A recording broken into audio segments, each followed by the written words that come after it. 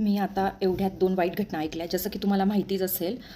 परंतु मला त्याच्या माध्यमातून काही सांगायचं हे देखील आहे तुम्हाला.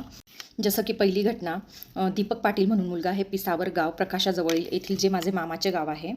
तेथील मुलगा 8 दिवसापूर्वीच ॲडमिट होता. जांभळाचं झाड असतं, जे की पोकळ असतं, त्यावर चढून तो जांभळं तोडत होता आणि खाली दगड होते. तो पडला, जसा पडला तसा उलटा पडला. तर त्याचा डोक्याला बराच मार बसला होता, असं माझं ऐकण्यात आहे. तर तो ॲडमिट होता. तो देखील आज देवाघरी गेला आहे.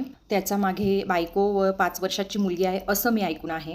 आणि अजून एक, जे आपल्या शहादा तालुक्यात राजा पॅलेस म्हणून हॉटेल होती, त्यांचे ओनर होते. वाटतं विकली गेली होती ती हॉटेल, म्हणजे विकून टाकली होती आणि दुसरं काहीतरी घेतलं होतं त्यांनी, दुसरी हॉटेल सुरू केली होती.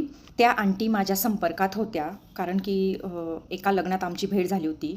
तर त्यांना माझी ज्वेलरी किंवा साडी वगैरे खूप आवडलं होतं. तर त्या मला म्हणजे एवढ्या आवडीने माझा जो बोलायला आल्या, एवढ्या मोठ्या व्यक्ती असून त्यांना असं गर्व नव्हता. मी कसं विचारू, काय विचारू, माझ्याजवळ बसल्या, खूप गप्पा मारल्या, माझा फोन नंबर घेतला. त्यानंतर व्हॉट्सॲपवर पण आम्ही बोललो होतो, 1-2 वेळेस फोनवर देखील बोललो होतो. तर त्यांचे मिस्टर हे राजा पॅलेसचे ओनर आज लांबोळा गाव, जे की माझं आईचं गाव आहे, तिथे टोल नाक्याचा तिथे ॲक्सिडेंटमध्ये ते वारले. जसं की फॅमिलीलाच घ्यायला जात होते, त्यांची फॅमिली विदेशात होती, ती येत होती परत आणि त्यांना घ्यायला मुंबईला जात होते, असं मला माहिती झालं आहे. आता खरं खोटं माहिती नाही. तर मला याच्या माध्यमातून असं सांगायचं, जे असं अचानक वाढतात ना, तर मला भयंकर दुःख होतं याचं. कोणी खाऊन पिऊन ॲटॅकने वाढतं ना, तर मला त्याचं दुःख होत नाही. अगदी मी सरळ सांगते, जे बेवडे असतात ना, ते पिऊन वगैरे वाढतात वगैरे, त्याचं मला खरंच दुःख होत नाही.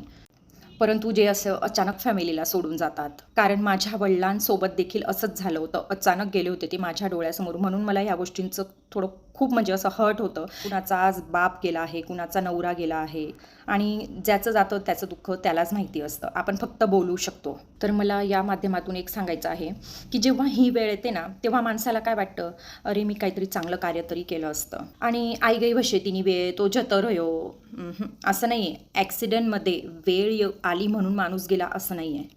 उलट तो कर्म भोगत होता जन्मात राहून, तर त्याचे भोग अपूर्ण राहिले. ॲक्सिडेंटमध्ये मग आत्महत्या ही नॅचरल मृत्यू नसते.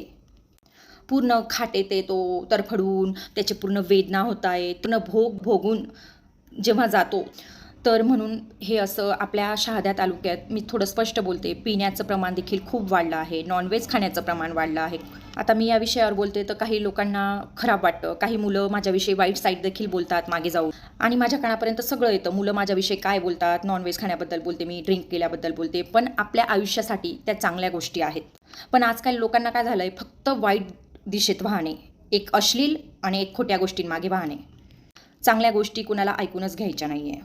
बघा, आपण ग्रहण नाही करू शकत ना चांगल्या गोष्टी, तर चांगल्या गोष्टी सांगणाऱ्यांना निदान ना वाईट साईड बोलून त्यांचा अपमान देखील करू नका, कारण ते बोलून त्यांना शिव्या तर भेटताच आहे, पण तुम्ही जर ऐकून घेतलं तर भलं तुमचंच होणार आहे.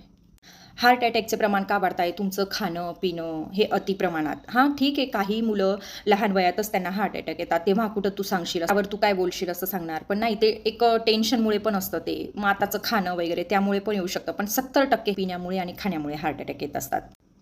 तर हे जे जीवन आहे ना, हे पुन्हा पुन्हा भेटत नाही. आज मेला माणूस तो उद्या मनुष्य जन्म तुम्हाला भेटणार नाही. म्हणून जेवढ्या चुक्या झाल्या जीवनात त्या मागे ठेवा आणि आजपासूनच चांगल्या कार्यात लागा. आपण एका दिवसाचा स्वाद म्हणून नाही, ते किती हिंसा करतो. आता कोणी सांगतो आम्ही तरी कोंबड्या मारतो, आम्ही तर कापलेली आणतो, पण नाही, तुम्ही खाताय म्हणून ते समोरचा कापतोय. हे तुम्हाला आहे ना फक्त आणि फक्त फसवलं जातं. प्रोटीन, विटॅमिन याचा ऑप्शनमध्ये देखील खूप साऱ्या वस्तू आहेत आणि तुम्ही हेल्दी राहू शकतात. आता कुणी सांगत असेल तू आली मोठी, असं तसं, तुझ्या जसं चुक्या झाल्या असेल, चुकांमधून जो शिकतो तोच खरा माणूस, आणि चुका करून पुन्हा पुन्हा त्याच चुका करतो ते चुकीचं असतं. त्यामुळे अशा ज्या घटना होत आहेत रोज आपल्या अवतीभोवती, त्यातून काहीतरी शिका आणि चांगल्या कर्मात आपला वेळ घालवा. जसं की देवपूजा हे तर जीवनात असावेच, परंतु कर्मावर फोकस करा. कर्म हे जीवनात सगळ्यात महत्त्वाचे आहेत. कारण तुम्ही कितीही देवपूजा केली, रोज शंकरावर पाणी चढवलं, हनुमान भगवानवर ते तेल चढवलं, पण तिकडून येऊन याची चुगली त्याची चुगली, सुनेने सासूजवळ छळ, सासूने सुनेजवळ छळ, असं करत राहिले ना, तर ते इथल्या इथंच बॅलन्स होतं आहे, जमा काहीच होत नाही आहे. म्हणून अशा घटनातून काहीतरी शिकणे गरजेचं आहे. आजपासूनच जीवनात हिंसा टाळा आणि चांगल्या कर्मांचा मागे लागा. ज्यांच्या घरी या घटना झाल्या आहेत, देव त्यांना शक्ती दे सहन करण्याची, ही देवाचरणी प्रार्थना. कारण असल्या घटना आपल्याला ऐकायला बघायला सोप्या वाटतात, पण ज्याच्या कुटुंबावर हे सगळं येऊन पडते त्याच्या वेदना. आणि कृपया गाड्या हळू चालवा. समोरच्या जरी फास येत असेल तरी आपल्याला जीवनापेक्षा कुठेच जायची आधी घाई नाही. कितीही मोठा व्यवहार करायला निघाले असेल तुम्ही, परंतु आधी आपलं आयुष्य महत्त्वाचं. लग्नात कार्यात जात असो किंवा काहीतरी काम असेल ऑफिसाचं वगैरे, परंतु ऑफिसाचा बॉसने तुम्हाला नोकरीवरून जरी काढलं तरी चालेल, परंतु आधी जीव महत्त्वाचा. म्हणून आपला जीव आधी वाचवा, बाकीचे गेले चुलीत.